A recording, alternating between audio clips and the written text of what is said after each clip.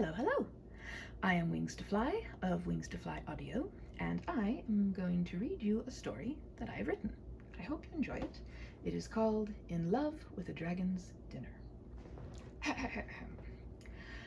I'm sure you could understand why the situation described in our title would be at once awkward and dislikable. Unhappily, it was nevertheless the situation in which our hero discovered himself on one of the darkest days of his life. Indeed, it was the darkest day in the kingdom's history. I'm not exactly certain why weather historians find pleasure in informing us of these things, but so it was that this particular spring day was the most overcast ever recorded.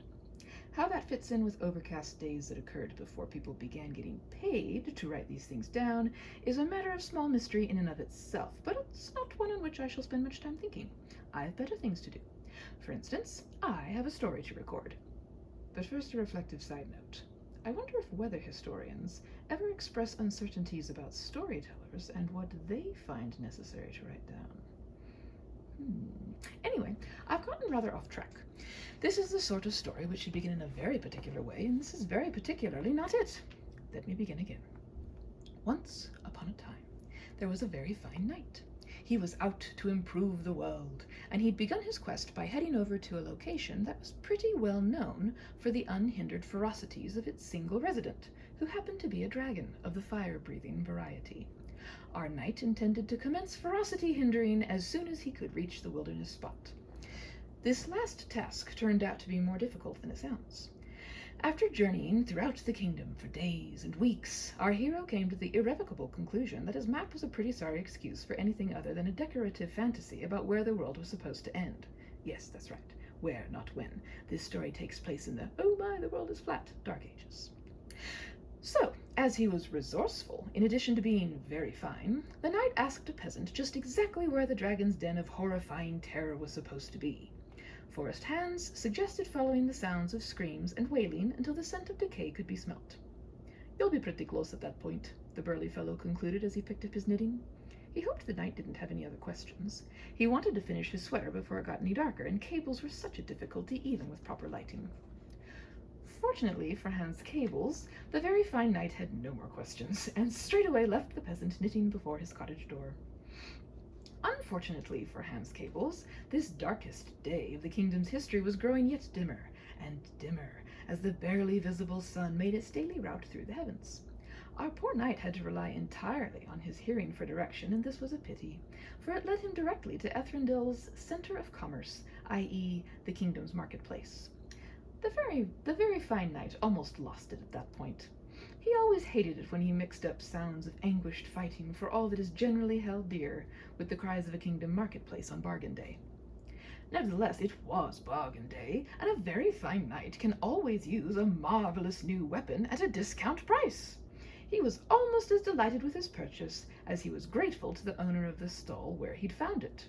This man knew better than to wax maudlin over directions and simply pointed that way when the knight asked him about nearby dragon lairs.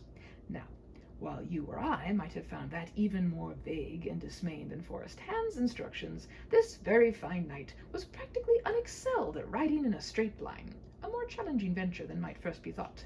He leaped onto his mighty steed, oh yes he did, right there in the marketplace, and caused no few heads to turn while he was at it, some more admiring than others, and others more startled than some, and rode in the precise direction which Olaf the weaponer had indicated. As he traveled, he could indeed begin to distinguish the scent of decay, but no sounds at all could be heard, let alone any screaming or wailing.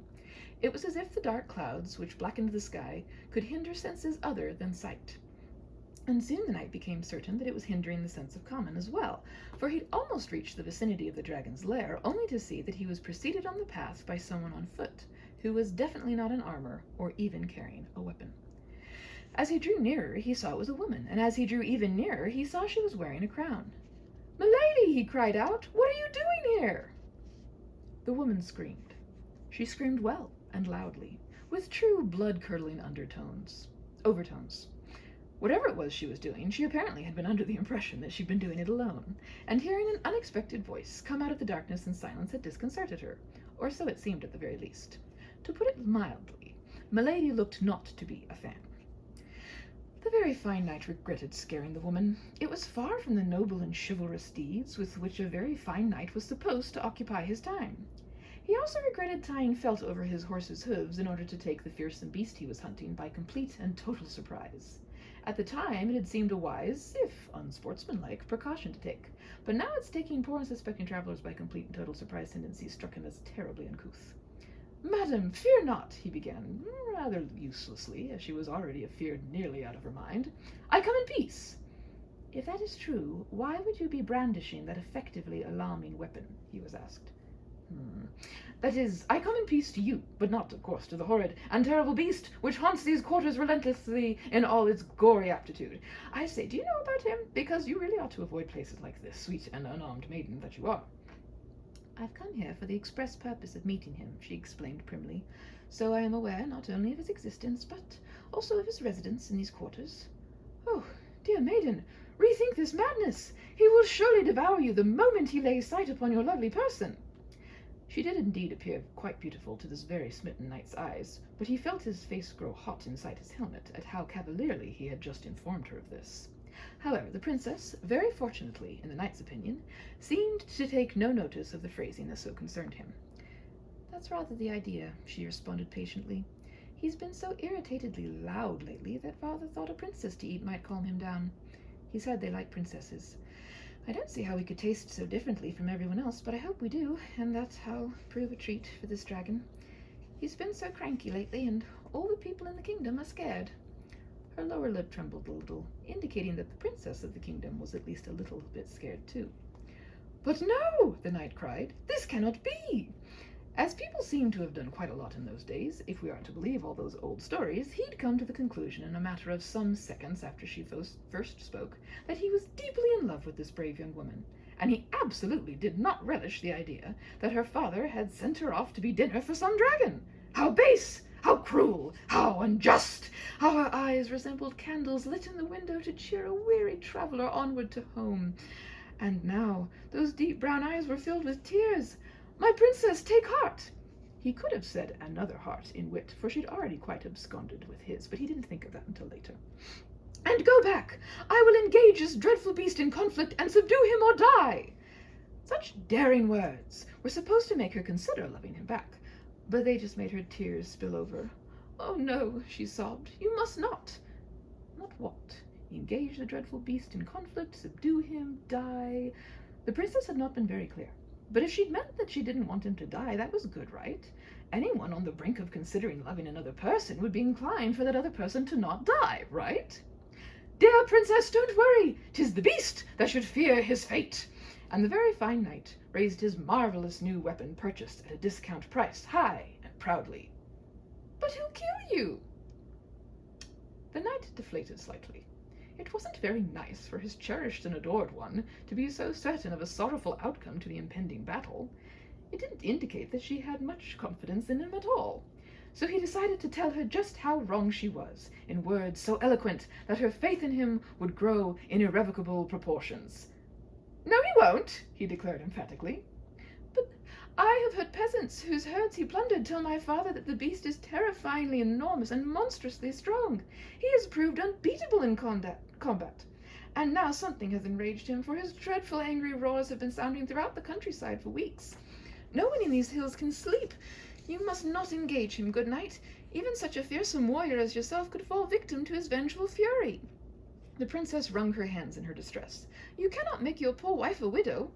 "Wife?" the knight sputtered slightly. "I am a bachelor knight." Was this a soft gleam of that hope which is supposed to spring eternal lighting her eyes for an instant? Or was it what little daylight that was just managing to filter through the thickly overcast sky simply reflecting in those tear-filled orbs of radiant beauty? "Think of your dear mother, then." "I'm an orphan, and I have no siblings or extended family," he added, just to save time. Her heart went out to this lonely man. "Then think of me. How could I live with myself if I were the cause of such an honorable and wonderful man's doom? Leave me to it. Father already sent a messenger up to the dragon to tell him," she faltered only momentarily, "not to worry about his dinner tonight, that it was being provided by the royal house. Poor Conrad, I hope he is not to be the appetizer." She thought he was wonderful. That was for a few seconds all that the very fine knight found discernible of what his lady-love had just said.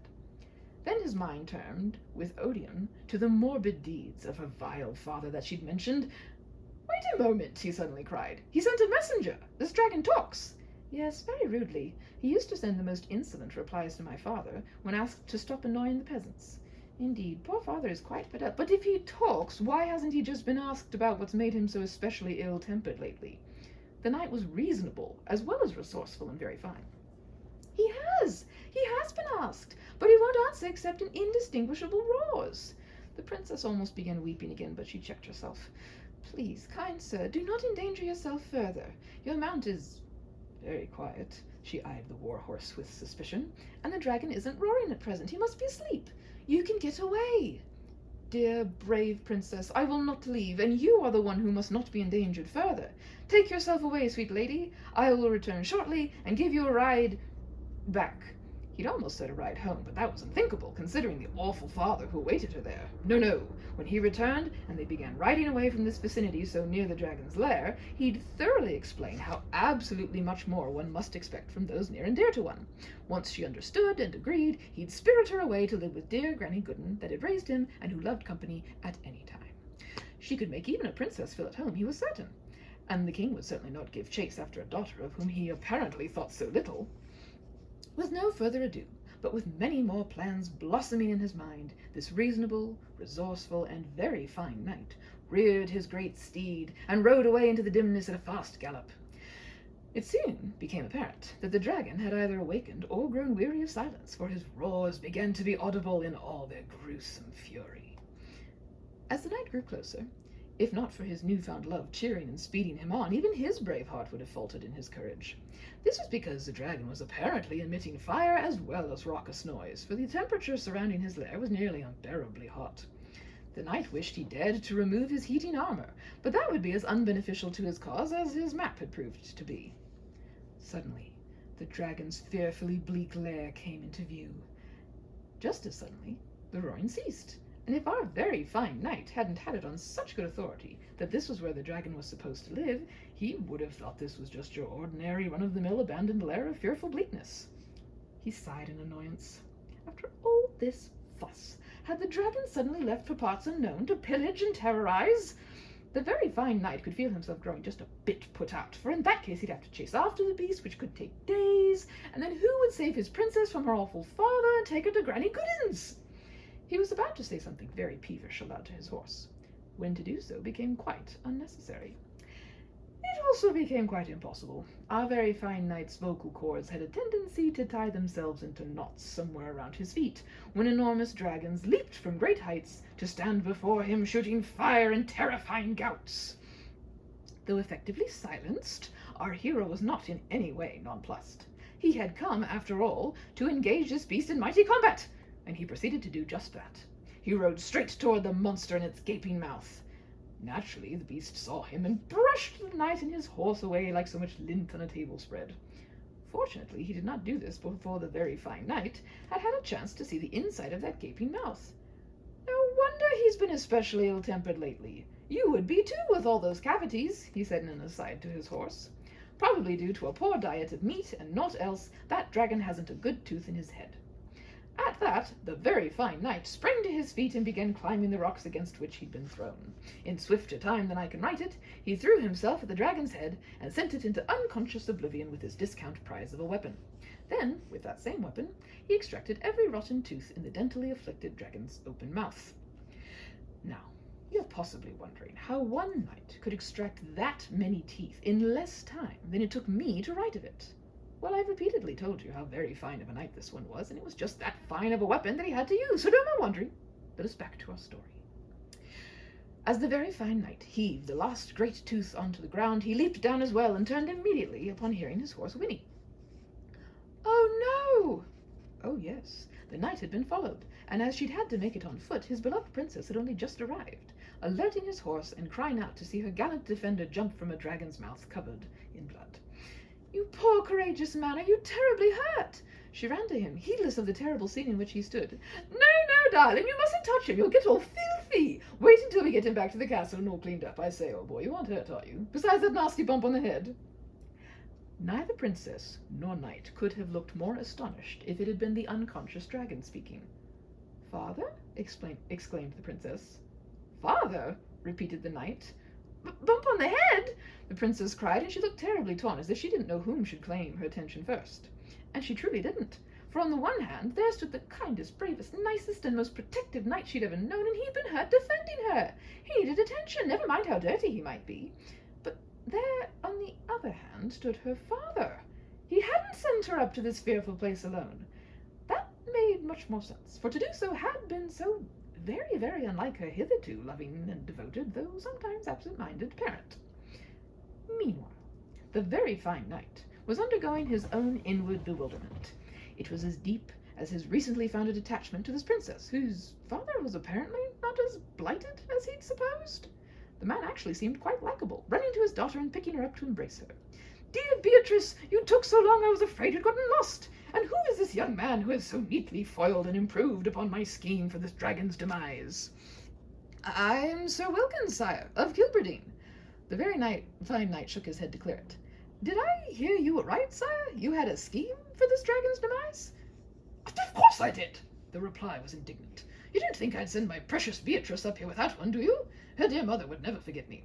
By the way, I got a letter from her after you set out, darling." The monarch's huffy tone changed abruptly, and he added tenderly, "She said you're the aunt of a chubby new niece, and that she'll be back from your sisters next Monday." "Oh, father, how wonderful! But shouldn't we tend quickly to Sir Wilkins? You said he was hurt," she reminded timidly. "Oh, not at all," the very fine knight assured her. "I'm only a little bruised." "Better off than that dragon. I hope he's out for days, else he'll be off howling again. Surely you are a clever man to take care of all our problems so neatly. The grandfather of all toothaches! Who knew? Conrad, make note and bring the beast up some hot mash with a nice sedative to keep him relaxed while his mouth is healing. I suppose we'll have to keep him fed from now on, or all cacophony will break loose. Not that we mind feeding him," he hurriedly added. "Far, far nicer to choose what he will eat instead of worrying about our poor herdsmen and their flocks. Come, everyone, let's take my brave daughter and this courageous knight home for a good meal and sound rest. They both look completely worn out." With an arm around each of the two mentioned, for apparently the monarch was less cautious about himself getting filthy than his daughter, King Hansen moved to where the horses stood nickering around the very fine knight's steed. They seemed as solicitous of him as the princess of his master, though the warhorse took all the attention with great modesty. He and his master were alike in that respect, and the human of the pair had much opportunity to prove it during the next long while, for King Hansen pleaded with him to stay at the palace, and everyone there was wonderfully impressed with and grateful to our hero. None was more so than the princess, but of course, she was in love with the man. People did decide these things quickly in those days, remember. Anyway, theirs was a lovely wedding. Everybody came, even Princess Beatrice's sister with the chubby new niece and her husband in tow, along with the princess's 3 married brothers, their wives, their children, and all their in-laws. I mention these people specifically because if it hadn't been for Queen Irene, King Hansen would have forgotten to invite them. As previously shown, King Hansen had a tendency towards forgetting to inform principals within a particular situation of all the important details. For instance, mentioning to your daughter that your plan of silencing a fearsome dragon doesn't actually include her getting eaten. Queen Irene still wasn't very happy about that development. Just by the way, her darling husband was forgiven, of course, but his queen had reached the conclusion that the incident had better not be forgotten. She'd decided that next time her husband would be with her on location when any chubby new nieces or nephews were born, just to be on the safe side. But yes, as I said, everybody came to the wedding of Princess Beatrice and her very fine knight. Well, everybody except the dragon, of course, but he was sent some especially fine mash on the special day. It seemed fitting, after all, for the very fine knight might not have met his bride if she'd not been sent as the not-so-dreaded anymore beast's dinner, which was another reason King Hansen had been forgiven by Princess Beatrice's mother. And Granny Gooden thought the wedding was lovelier than any she'd ever been to in all her 90-odd years, some of them odder than others, and that her Willie and his Beatrice made a wonderful couple. Forrest Hans received many fine compliments on his festively cabled sweater, which he had made for special occasions, royal weddings being their own particular brand of special. And everyone was very happy, and they lived so ever and ever after. I do hope you enjoyed that, and I also hope that you are taking care of yourself the best you can. Please, if you don't mind, have a favor to ask of you. Please be kind to yourself today. Just let your thoughts be gentle when they are directed at you. And, I hope you can drink water and eat good food and, all the jolly things. Yes. Take care of yourself, and see you next time. Bye.